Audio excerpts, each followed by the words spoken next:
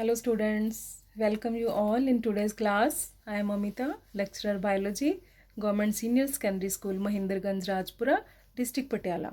Student आज हम अपने लेक्चर में यूनिट 1 का chapter 2 sexual reproduction in flowering plants part 2 continue करने जा रहे हैं. पिछले लेक्चर में हमने पार्ट 1 में हमने किया microsporogenesis and development of male gametophyte. आज हम करेंगे megasporogenesis and development of female gametophyte and we will do pollination also. ठीक है, इससे पहले कि हम अपना मेन टॉपिक स्टार्ट करें students, let's again recall the structure of flower जो हमने फर्स्ट लेक्चर में किया.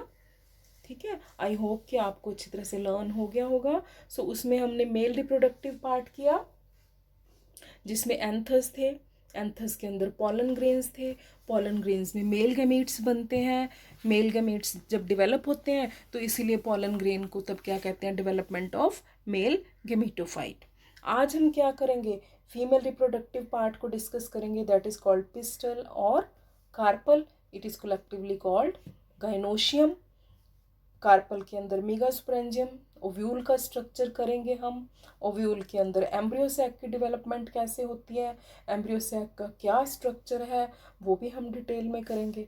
ठीक है, तो पिस्टल का स्ट्रक्चर क्या है, पिस्टल क्या होता है बेटे, कार्पल और pistol. Let's zoom the diagram. अब आप देख रहे हो ओवरी, स्टाइल एंड स्टिग्मा, तीनों को कलेक्टिवली हम कहते हैं पिस्टल यानी कि कार्पल. अब ये कार्पल फ्लावर में एक भी हो सकता है या मोर देन वन भी हो सकते हैं. अगर कार्पल एक है, अब इस फ्लावर में आपको एक कार्पल दिख रहा है, that means this flower is monocarpellary. Gynoecium is monocarpellary. और अगर उसमें मोर देन वन कार्पल्स हैं then that gynoecium is polycarpellary. And gynoecium, all the carpels can be free, then it is called apocarpous condition. And if all the carpels are fused, then it is called syncarpous condition. ये हमारी book में diagram दिया है syncarpous का, आप देख रहे हो. all the carpels are fused. condition is syncarpous. example papaver. papaver आपको याद रखनी है बेटे, papaver की example. ठीक है, and if all the carpels are free, Gynoecium is polycarpellary and it is apocarpous. For example, Michelia. ये दोनों एग्जाम्पल्स MCQ में कई बार पूछे जा चुके हैं. क्लियर? चलो अब हम कार्पल का स्ट्रक्चर एक बार फिर देख रहे हो आप. Stigma, style, ovary, collectively called pistol. अब हमने इसके अंदर देखना है, ओवरी के अंदर मेगास्पोरेंजियम का स्ट्रक्चर देखना है. उसके लिए हमें वर्टिकल सेक्शन काटना पड़ेगा ओवरी का. सो हमने इसका वर्टिकल सेक्शन काटा पिस्टल का, तो हमें इसके अंदर मेगास्पोरेंजियम का स्ट्रक्चर डिटेल में दिखाई दिया. अब इसके कौन कौन से पार्ट्स हैं, सबसे पहले तो हम जूम करते हैं डायग्राम को. जब हमने डायग्राम को जूम किया, ठीक है, तो हमें इस तरह से दिखने लगा. अब this is the stalk of ovule, जिससे वो किसके साथ जुड़ा हुआ है, ओवरी के साथ जुड़ा हुआ है, फ्यूनिकुलस. अब इसमें एक चीज बेटे लेबल नहीं की हुई है, बच्चों को कई बार कंफ्यूजन होती है, मैं आपको बताती हूँ क्या है कि funiculus is attached to the ovary wall with the help of a structure, padded structure, mass of tissue, that is called placenta. आपने 11th में किया था placentation, the arrangement of ovules in the ovary, कि ovary की wall के साथ वो कैसे अटैच्ड हैं with the help of funiculus. So placenta is a junction between ovary wall and funiculus. एक तो आपको ये क्लैरिटी होनी चाहिए कि प्लेसेंटा कहाँ पे है. उसके बाद फ्यूनिकुलस एंड ओव्यूल की बॉडी का जो जंक्शन है, उस जंक्शन को हम कहते हैं हाइलम. स्टूडेंट्स कई बार कंफ्यूज हो जाते हैं कि हाइलम एंड प्लेसेंटा की हमें जो है कंसेप्ट क्लियर नहीं हो रहा. तो हाइलम वो पॉइंट है जहाँ से फ्यूनिकुलस ओव्यूल की मेन बॉडी के साथ ज्वाइंट होती है, दैट इज कॉल्ड हाइलम. आपने कभी ग्राम सीड को जब हम रात को कई बार भिगो के रख देते हैं, सुबह आप देखो तो उसमें आपको स्कार लाइक स्ट्रक्चर दिखता है, that is hilum. That is clearly visible without microscope. Clear? चलो अब हम नेक्स्ट देखते हैं, क्योंकि हमने डिटेल में में जो है ओव्यूल का स्ट्रक्चर करना है। ओव्यूल के जो 2 इंटेगुमेंट्स हैं इसमें, ठीक है, इट इज़ इंटेगुमेंटेड स्ट्रक्चर। एक बाहर की कवरिंग है, that is called outer integument. मैं आपको बाद में भी एक डिटेल्ड लेबल डायग्राम दिखाऊंगी बेटे। उसके बाद इसकी इंटरनल कवरिंग है, that is called inner integument.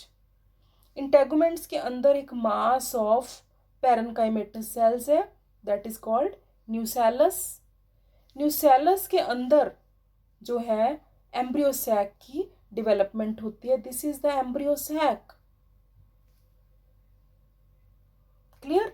और न्यूसेलस को जब इंटेगुमेंट्स कवर करती हैं तो एक पॉइंट पे इंटेगुमेंट्स जो न्यूसेलस को छोड़ देती हैं, वहां पे इंटेगुमेंट्स नहीं है, वहां पे एक पोर बन जाता है, खाली स्थान बन जाता है, उसको हम बोलते हैं micropyle, that is called micropyle.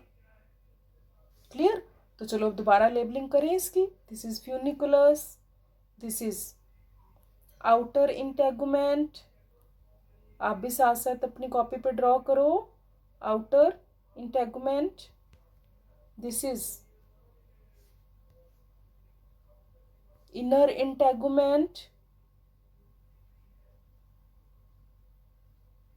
this is inner integument. I will clear the labeling side by side. Okay, this is this pink color जो आप देख रहे हो, it is न्यूसेलस। बाद में भी डायग्राम आएगा। Nucellus, this is embryo sac. अब इस डायग्राम में अभी फ़िलहाल आप 3 चीज़ों पे ध्यान दो, जो जिसके बेसिस पे हम टाइप्स ऑफ ओव्यूल्स को डिस्क्राइब कर सकते हैं। This is the chalazal end, basal end of the ovule, it is called chalaza. This is funiculus and this is micropyle. Now depending upon the orientation of funiculus with the body of ovule, we can classify the ovules into 6 categories. ये थोड़ा सा मैं आपको detail में करा रही हूँ बेटे, ठीक है। First is orthotropous ovule, second is anatropous, third is hemitropous, fourth is campylotropous, fifth is amphitropous and circinotropous. बहुत इजी है इनके स्ट्रक्चर्स। चलो मैं आपको डिटेल में बताती हूँ। ऑर्थोट्रोपस ओव्यूल यानी कि इरेक्टेड, बिल्कुल सीधा ओव्यूल। मैंने आपको बोला था फ्यूनिकुलस, माइक्रोपाइल एंड चैलिज़ा, 3 चीज़ों का आप ध्यान रखना है। दिस इज, जूम करती हूँ मैं डायग्राम को, this is funiculus, this is chalaza, this is micropyle. जिस ओव्यूल में ये तीनों चीज़ें एक ही लाइन में होती हैं, एक ही एक्सिस पे हैं, then that ovule is orthotropous ovule. देखो हमने क्या लिखा है कि in orthotropous ovule the body of the ovule is erect और straight, funicle, chalaza and micropyle they lie in a straight line, they lie in a straight line. It is common in gymnosperms. जब हम gymnosperms में देखेंगे ovule तो वो orthotropous ovule होगा। Clear बेटे। Second is anatropous ovule. Ana means inverted. अब क्या होगा कि फ्यूनिकुलस एंड माइक्रोपाइल एक दूसरे के पास आ जाएंगे एंड चैलिज़ा ऊपर चला गया, यानी कि इन्वर्टेड हो गया। इस डायग्राम में आपने क्या देखा था कि funiculus and chalaza they are facing each other, micropyle is towards the upper side. इसमें क्या हुआ कि funiculus and micropyle they are facing each other and chalazal side opposite हो गई। This is anatropous means inverted ovule. जैसे हम उसको उठा के हमने उल्टा करके रख दिया। The body of the ovule becomes completely inverted. It is very common in angiosperm. हमारे जो हम आगे डिटेल स्ट्रक्चर करने वाले ओव्यूल का, that is anatropous ovule. Third type is hemitropous. ये ऑर्थो एंड एना के बीच का होता है, इसको ट्रांसवर्स कहते हैं। अब आप देख रहे हो जूम करेंगे diagram. Just you have to pay attention to the orientation of funiculus, chalaza and micropyle. इसमें क्या है, micropyle and chalaza they are at right angle to the funiculus. This is micropyle and chalza, they are in a straight line and they are right angle to the funiculus. This ovule is hemitropous or transverse ovule. Fourth is campylotropous ovule. इसमें क्या होएगा कि micropyle and चैलिजा है जो दोनों, उनकी straight line नहीं रहती. ओव्यूल है जो थोड़ा सा बेंड हो जाता है, ताकि माइक्रोपाइल और चैलिजा एक स्ट्रेट लाइन में नहीं है. ठीक है. The micropyle and the chalaza do not lie in the same straight line, क्योंकि ओव्यूल की बॉडी थोड़ी सी क्या हो गई, बेंड हो गई. This is campylotropous ovule. Then amphitropous. इसमें क्या हुआ, ओव्यूल की बॉडी पूरी तरह से ही बेंड हो गई और एम्ब्रियो सैक भी अंदर से बेंड हो गया. The curvature of the ovule is very much pronounced. काफी बेंड हो गया ओव्यूल की बॉडी, तो हम बोलेंगे amphitropous ovule. Sixth is circinotropous ovule. इसमें क्या हुआ कि जो वैसे तो ये ऑर्थोट्रोपस ओव्यूल आप देख रहे हो, ऑर्थोट्रोपस है, लेकिन फ्यूनिकुलस ने 360 डिग्री का एंगल बना के पूरे ओव्यूल को कवर कर लिया, फुल सर्कल बना दिया. This is funiculus. So funicle in this case is especially long that it creates nearly a full circle around the ovule. This is Cirsonotopus ovules. So बेटे मैं आपको फिर एक बार क्लियर कर दूं, हमारे सिलेबस में जो है एनाट्रोपस ओव्यूल है. For MCQ point of view कि कॉम्पिटिशन्स में आते हैं, इसीलिए मैंने आपको ये 6 के 6 स्ट्रक्चर ऑफ ओव्यूल्स करवाए हैं. Now come to our main type of ovule which is in our syllabus, that is anatropous ovule. अब हम इसकी लेबलिंग देखते हैं. ठीक है, आपको वैसे मैंने पहले बता ही दिया है. This is placenta.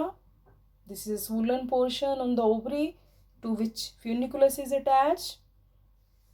Clear? This is inner integument. This is outer integument. 2 integuments हैं. बाइटेगमिक ओव्यूल है. Integuments cover the nucellus, but at one point integuments नहीं हैं, वहाँ पे एक पोर बन जाता है, उसको हम बोलते हैं माइक्रोपाइल. इंटेगुमेंट्स न्यूसेलस को कवर करती हैं. Nucellus is a nutritive material that give nourishment to the embryo sac. और बीच में क्या है ये बेटे, एम्ब्रियो सैक है. अब इसकी 2 साइड्स होती हैं. एक तो चैलिजल साइड बोल देते हैं जो एंटीपोडल सेल्स की तरफ है, बेसल साइड है दैट इज चैलिजल साइड ओव्यूल की, और जो माइक्रोपाइल वाली साइड है वो माइक्रोपाइलर साइड है. आप इन दोनों साइड्स का भी ध्यान रखेंगे. आगे जब हम डेवलपमेंट करेंगे तो आपको पता होना चाहिए कि जो डेवलपमेंट है वो चैलिजल साइड पे हो रही है या माइक्रोपाइलर साइड पे हो रही है. सो एम्ब्रियो सैक में आप सेल्स काउंट करो, इसकी डेवलपमेंट हम करेंगे. 7 सेल्स दिख रहे हैं आपको. These cells which are present toward the chalical side, they are called antipodals. They are 3 in number. बीच में सेकेंडरी न्यूक्लियस है. ठीक है, एक्चुअली इसमें 2 न्यूक्लियस होते हैं. हम आगे जाके देखेंगे कैसे डेवलपमेंट हुई 2 न्यूक्लियस की. टुवर्ड्स द माइक्रोपाइलर एंड जो 3 सेल्स हैं उनमें से एक है राउंडेड एग सेल है, एंड जो नीचे 2 सेल्स हैं towards the micropyle they are synergids. इनका भी हम फंक्शन देखेंगे. सो ये वाला क्वेश्चन आपको बेटे 4 मार्क्स का भी आ सकता है. Draw well label diagram of anatropous ovule. तो आपने कंप्लीट लेबलिंग करनी है इसकी. क्लियर? नाउ अब आपको नोट्स बनाने हैं. मैं पहले हमेशा डायग्रामेटिकली एक्सप्लेन करती हूँ, उसके बाद हम थ्योरी करते हैं ताकि इजी रहता है हमें. Ovule is present inside the ovary where megaspore formation take place. Internal structure of ovule, funicle हमने किया. It is the stalk of ovule which is attached to the placenta. Placenta is attached to the ovary wall. Hilum, junction between ovule and funicle हमने किया. Integuments that cover the nucellus, they can be 1, it is unitegmic. They can be 2, bitegmate, और इनका काम क्या है, protection देना. अब gymnosperms में एक ही इंटेगुमेंट होती है तो उनके ओव्यूल को हम बोलेंगे यूनिटेगमिक, ठीक है। और एंजियोस्पर्म्स में दो इंटेगुमेंट है, अभी जो हमने स्ट्रक्चर किया उसमें आउटर इंटेगुमेंट और इनर इंटेगुमेंट आपने देखी, तो बाइटेगमिक ओव्यूल है। माइक्रोपाइल जहाँ पे इंटेगुमेंट्स नहीं है वहाँ पे एक ओपनिंग बन जाती है, एक पोर बन जाता है, जिसको हमने बोला micropyle. Chalaza basal part of the ovule.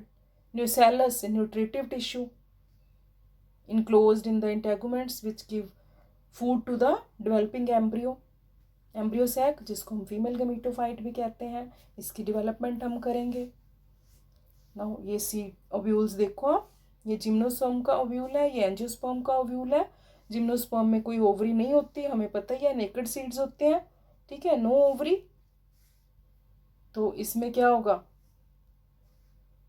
Single integument that covers the nucellus, unitegmic ovule है। इसमें दो इंटेगुमेंट्स दिख रही हैं ओवरी वॉल के अंदर, सो ये बाइटेगमिक ओव्यूल है।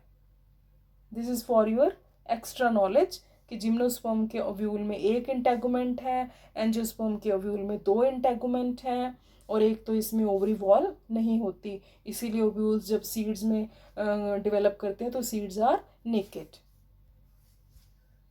अब हम डिफरेंस भी कर सकते हैं angiospermic ovule and gymnospermic ovule. हमने देख लिया कि ओव्यूल्स जो ओवरी में डेवलप होते हैं क्योंकि वो ओवरी में प्रेजेंट होते हैं। जिम्नोस्पर्म्स में ओवरी वॉल होती नहीं, तो ओव्यूल्स जो नेकेड होते हैं। डबल फर्टिलाइजेशन हम आगे करेंगे, एंजियोस्पर्म में होती है, जिम्नोस्पर्मिक ओव्यूल में simple fertilization and single fertilization होती है। बाइटेगमिक मीन्स दो इंटेगुमेंट्स हैं एंजियोस्पर्म के ओव्यूल में, और जिम्नोस्पर्म के ओव्यूल में एक ही इंटेगुमेंट अभी हमने देखी, तो उनको कहते हैं unitegmic ovule. Clear? So these are the differences between angiospermic ovule and gymnospermic ovule. अब हम करते हैं मेगास्पोरोजेनेसिस। ये जो बेटे हमने अभी डायग्राम देखा था, मैं आपको एक बार फिर डायग्राम दिखा देती हूँ। ये वाला जो हमने डायग्राम किया, इसमें ये जो ओव्यूल है, न्यूसेलस है, इसका एक सेल मैं उठाऊंगी। न्यूसेलस का कोई भी एक सेल डिफ्रेंशिएट हो जाता है into megaspore mother cell, that is diploid. Ovule का कोई भी एक सेल डिफ्रेंशिएट हो जाता है, साइज में इंक्रीज हो जाता है, उसको हम बोलते हैं megaspore mother cell. These are the surrounding nucellus cells. अब इसमें मेयोसिस 1 होगी, मेयोसिस 2 होगी, तो हमारे पास 4 मेगास्पोर्स बन जाएंगे which are haploid, 1 2 3 4। These are the 4 haploid megaspores. ये माइक्रोपाइलर एंड है, ये चैलेजल एंड है। जो अपर 3 हैं माइक्रोपाइलर एंड पे, वो डिजेनरेट हो जाएंगे, और single megaspore that is functional एक ही रह जाएगा हमारे पास, वो हम बाद में करेंगे। तो फिलहाल हम देखेंगे मेगास्पोरोजेनेसिस क्या है। Formation of megaspores from the megaspore mother cell is called megasporogenesis. Microsporogenesis की तरह 4 ही बनते हैं, मेगास्पोर टेट्राड 4 ही बनते हैं, लेकिन इनकी एक ही लीनियर अरेंजमेंट भी है। माइक्रोस्पोरोजेनेसिस में हमने देखा था चारों माइक्रोस्पोर्स फंक्शनल थे, इसमें एक ही मेगास्पोर फंक्शनल होगा, बाकी के 3 डीजनरेट कर जाएंगे। दैट इज वाई, अब इसमें ये भी आप डायग्राम देख सकते हो बेटे इजी बनाने के लिए। Suppose this is our megaspore mother cell, इसमें क्या हुई, मेयोसिस 1 मेयोसिस 2, तो ये हमारे पास 4 क्या बन गए, हैप्लॉइड मेगास्पोर्स बन गए, जिसमें से 3 हम सोचें कि डिजेनरेट हो गए और एक ही रह जाएगा, वो क्या होएगा, फंक्शनल होएगा। उसी से क्या बनेगा, हमारा फीमेल गेमेटोफाइट बनेगा। So it is megasporogenesis, development of megaspores from megaspore mother cell. Clear? बार बार डायग्राम में आपको दिखा रही हूँ ताकि आपके मन में कोई डाउट ना रहे बेटे। अब आओ थ्योरी पोर्शन पे। अब आप फटाफट थ्योरी लिख सकते हो। Formation of megaspore is called megasporogenesis. Megaspores ovule में मैंने बोला था 1 cell of ovule differentiated into megaspore mother cells. Megasporangium को हम क्या कह सकते हैं बेटे, ओव्यूल भी, कंफ्यूज नहीं होना। Ovule differentiate to form one megaspore mother cell. They undergo meiosis. 4 haploid megaspores are formed. उनकी शेप क्या है? मेगास्पोर टेट्राइड. क्या शेप थी इसकी टेट्राइड की? लीनियर शेप थी. अब क्या होगा? जो फंक्शनल मेगास्पोर था हमारा, this is over single functional megaspore, उसमें अब चेंजेस होंगी क्योंकि उसने मेगास्पोर ने फीमेल गमीटोफाइट बनाना है. तो उसमें क्या क्या चेंजेस होंगी बेटे? पहले तो इसमें फर्स्ट माइटोसिस होगी. अब आपको माइटोसिस करनी है, फर्स्ट माइटोसिस. फिर उसके बाद एक माइटोसिस हुई तो 1 न्यूक्लियस डिवाइड्स इनटू 2. फिर सेकंड माइटोसिस होगी, 2 से 4 न्यूक्लियस बन जाएंगे. फिर थर्ड माइटोसिस होगी, 4 से 8 न्यूक्लियस बन जाएंगे. क्लियर? और अब 8 न्यूक्लियस के बाद क्या होगा? एक न्यूक्लियस इधर से एंड एक न्यूक्लियस इस पोल से सेंटर में शिफ्ट कर जाएंगे. ठीक है? और बाकी ऊपर कितने रह जाएंगे? 3-3. उनमें सेल वॉल फॉर्मेशन हो जाएगी. सो टोटल न्यूक्लियस कितने हो गए हमारे बेटे? काउंट करो. 1 2 3 4 5 6 7 8 nucleus in the embryo sac. तो ये जो बाद में हम देखेंगे, ये जो सेंटर में 2 न्यूक्लियस हैं, ये एक सेल में भी इनके अराउंड भी एक सेल वॉल फॉर्मेशन हो सकती है. तो सेल्स कितने हो गए? 1 2 3, इसको हम एक सेल गिनेंगे. 4 5 6 7, 7 celled and 8 nucleate embryo sac बनेगा हमारा व्हेन इट गेट मैच्योर, जब इसकी सेल वॉल फॉर्मेशन कंप्लीट हो जाएगी. क्योंकि जब सेल फॉर्मेशन होगी तभी न्यूक्लियस डिवीजन बंद होगी. Clear? So this is the megagametogenesis, means development of embryo sac or female gametophyte from functional megaspore. From functional megaspore, it is called megagametogenesis. अब आओ थ्योरी पे. अब 1 मिनट लगाओगे आप थ्योरी लिखने में, आई नो. मोनोस्पोरिक, क्योंकि एक ही फंक्शनल मेगास्पोर था. Development of female gametophyte is monosporic because female gametophyte develops only from 1 monos megaspore. बाकी के 3 तो डीजनरेट हो जाते हैं भाई. ठीक है? यही मैंने लिखा है. 1 of these megaspores develop into female gametophyte, the other megaspores degenerate. Only the basal megaspore जो बेसल साइड पे है, that is functional and it forms the embryo sac or female gametophyte which is 7-celled 8 nucleate. हमने अभी देखा count करके. अब फिर theoretical portion. Nucleus undergo mitotic division. किसका न्यूक्लियस? मोनोस्पोर जो फंक्शनल था मेगास्पोर. 2 न्यूक्लियस बनेंगे. फिर वो माइटोटिक डिवीजन होगी, दोनों में 4 न्यूक्लिएट एम्ब्रियो सैक बनेगा. उसमें फिर एक और माइटोटिक डिवीजन होगी तो 8 न्यूक्लिएट एम्ब्रियो सैक बनेगा. 8 न्यूक्लियस से फिर 7 सेल्स बनेंगे क्योंकि 2 पोलर न्यूक्लियाई सेंटर में आके एक ही वॉल में सेल में इनक्लोज हो जाएंगे. ठीक है? So this is the mature embryo sac. ऐसा दिखेगा आपको. 7 सेल्ड 8 न्यूक्लियस फीमेल गमीटोफाइट और एम्ब्रियो सैक. कई बार क्वेश्चन आ जाता है कि नेचर क्या है इसकी. 7 सेल्ड 8 न्यूक्लिएट एम्ब्रियो सैक. तो इसका क्वेश्चन भी बेटे आपको आ जाता है ड्रॉ करने के लिए. तो आपको ये ड्रॉ करना है. These are the antipodals, these are the 2 polar nuclei. कई बार इसमें सेकेंडरी सेल भी लिखा हो सकता है. सेकेंडरी सेल के अंदर बेटे 2 पोलर न्यूक्लियाई होते हैं. ठीक है? और फिर this is the egg apparatus. Egg and synergids, they make the egg apparatus. Egg और 2 cylindrical synergids हैं. इनका फंक्शन मैं आपको बताऊंगी बाद में जब हम fertilisation development of pollen tube करेंगे. In the synergids, let's change the color. In the synergids you can see finger like structures develop हो जाते हैं. They guide the entry of pollen tube into the synergids. ये भी हमें draw करने हैं. This is filiform apparatus. This is filiform apparatus. So egg and synergids collectively make the egg apparatus. Clear बेटे? This is the structure of embryo sac. Now हमने male gametes भी पढ़ लिए, microsporogenesis and development of male gametophyte. हमने female gametophyte भी पढ़ लिया जिसमें एग बना, फीमेल गमीट बन गया। अब मेल गमीटोफाइट भी रेडी है, मेल गमेट्स भी रेडी हैं, फीमेल गमेट्स भी रेडी हैं। दोनों को अप्रोच करना है, मेल गमीट को ट्रांसफ़र होना है। मेल गमीट भी इसमें मोटाइल नहीं है, प्रॉब्लम ये है, फीमेल गमीट तो नॉन मोटाइल होता है। तो मेल गमीट कैसे जाएगा फीमेल गमीट के पास? तो उसके लिए ट्रांसफ़र होना पड़ेगा उसको।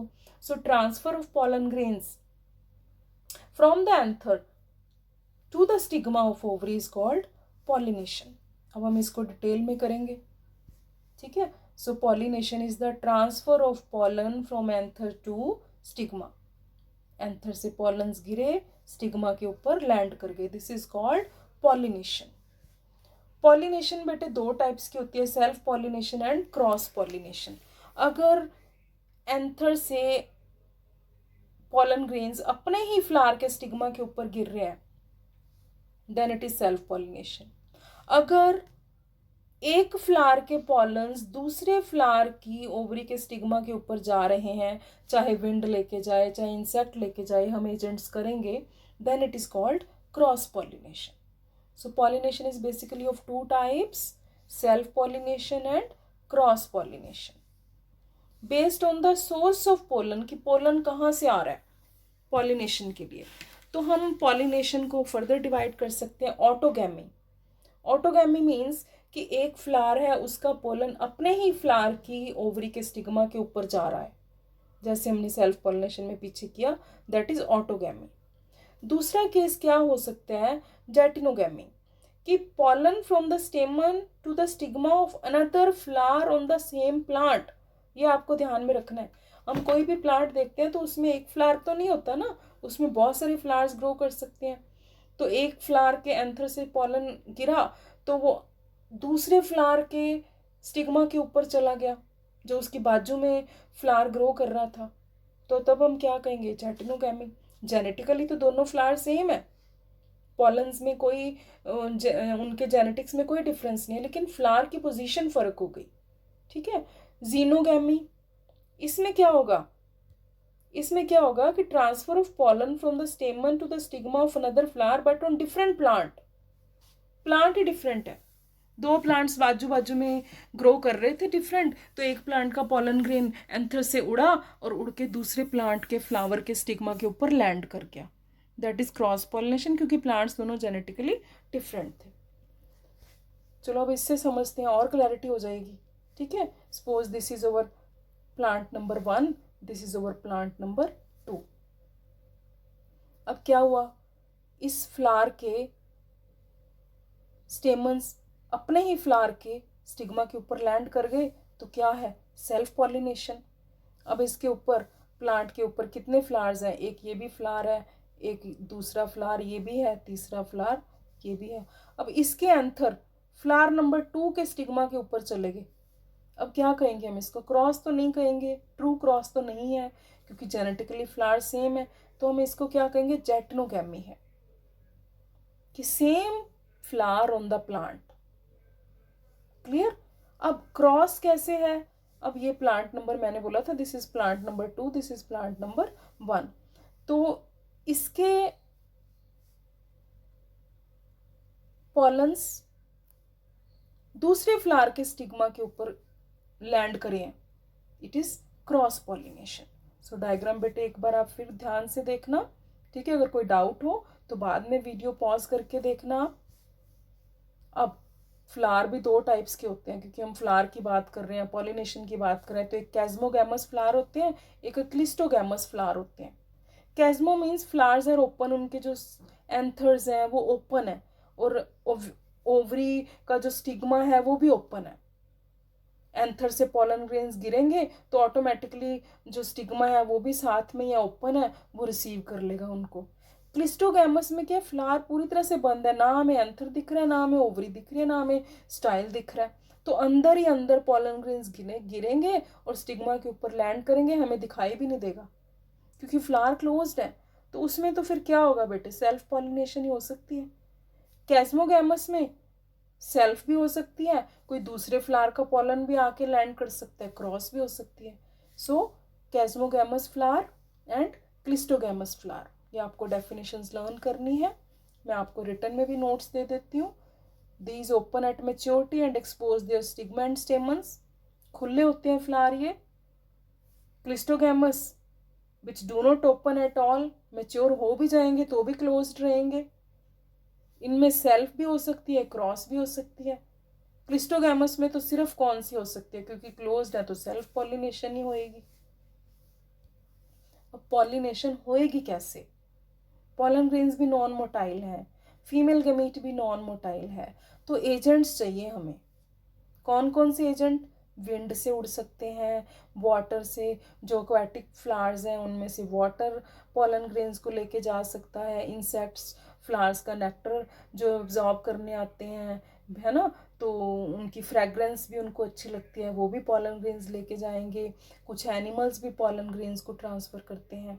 सो these are the pollinating agents. ये जो इंसेक्ट एंड एनिमल्स है, these are the biotic agents. Living organisms है, wind and water, they are the abiotic agents. Clear? और अगर पॉलिनेशन बाय विंड हो रही है तो बेटे इसका स्पेसिफिक नेम है anemophily. Rice and wheat flour की एग्जांपल दे सकते हो.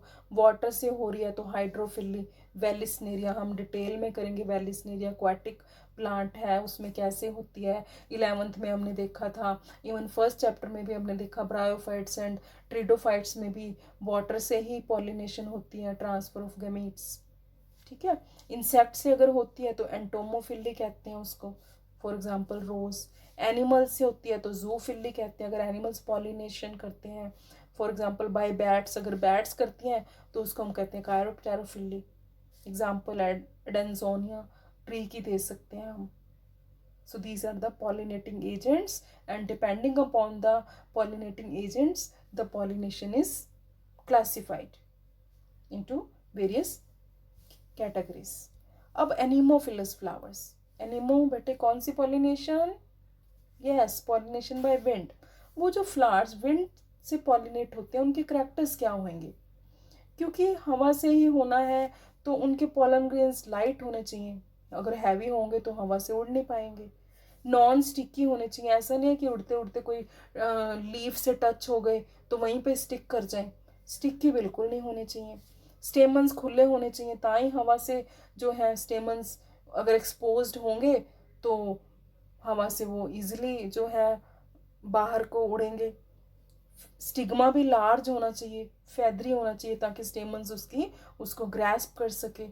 ठीक है, उसमें इंटेंगल्ड हो सके. फीदरी स्टिग्मा होगा तो. और इनमें कोई फ्रेग्रेंस तो होती नहीं फ्लावर्स में.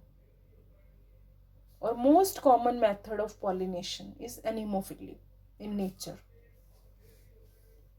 एंटोमोफिलस, कौन सी पॉलिनेशन? Entomophily bye insects. उन फ्लावर्स के क्या करेक्टर्स होंगे जिन पे इंसेक्ट्स आते हैं? अब हमें पता है इंसेक्ट्स कौन से फ्लावर्स पे आते हैं बेटे? जो अच्छे दिखेंगे, ब्यूटीफुल होंगे, उनके पेटल्स कलर्ड होंगे, तो जो इंसेक्ट्स हैं वो अट्रैक्ट होंगे. ठीक है, अट्रैक्टिव कलर होगा, फ्रेग्रेंस होगी, उनमें खुशबू आएगी. नेक्टर, एक जूसी स्वीटिश जूस होता है जिसको वो सक करते हैं इंसेक्ट्स. ठीक है. सो ऐसे बेटे बायोटिक एजेंट्स में बर्ड्स भी पॉलिनेशन कर सकते हैं, तो वो एक अलग कैटेगरी है जिसको हम कहते हैं ऑर्निथोफिली. ठीक है. So this is one another category of agent birds and that pollination is called ornithophily. अब इंसेक्ट्स की हम बात कर रहे हैं तो उसमें एक बहुत ब्यूटीफुल म्यूचुअल रिलेशनशिप हमें देखने को मिलती है जो हमारी बुक में है. और वो रिलेशनशिप कौन से दो ऑर्गेनिजम्स के बीच में? एक तो मॉथ जो एक इंसेक्ट है, और एक यूका प्लांट का फ्लावर. पहले तो आपको दोनों पार्टनर्स का नाम पता होना चाहिए. Yucca plant and an insect moth, दोनों में सिम्बायोटिक रिलेशनशिप है. अगर पॉलिनेशन की बात करें, क्या होता है कि ये जो इंसेक्ट होता है ये क्या करता है? Suppose this is ovary. तो ये जो इंसेक्ट है ये ओवरी के फ्लावर के अंदर तक जाता है और यहाँ पे आके ये क्या करेगा, अपने एग्स को ले करेगा ओवरी के अंदर। ठीक है, देखो सच ए ब्यूटीफुल नेचुरल मैकेनिज्म कि इंसेक्ट ओवरी की वॉल को पियर्स करके अंदर जाके अपने एग्स ले कर रहा है।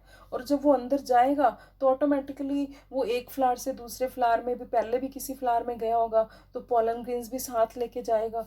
तो पॉलन ग्रेन्स जब अंदर ओवरी के जाएगा तो ओव्यूल्स को क्या कर देगा, वो फर्टिलाइज हो जाएगी पॉलन से, पॉलन भी ट्रांसफर कर देगा स्टिग्मा के ऊपर।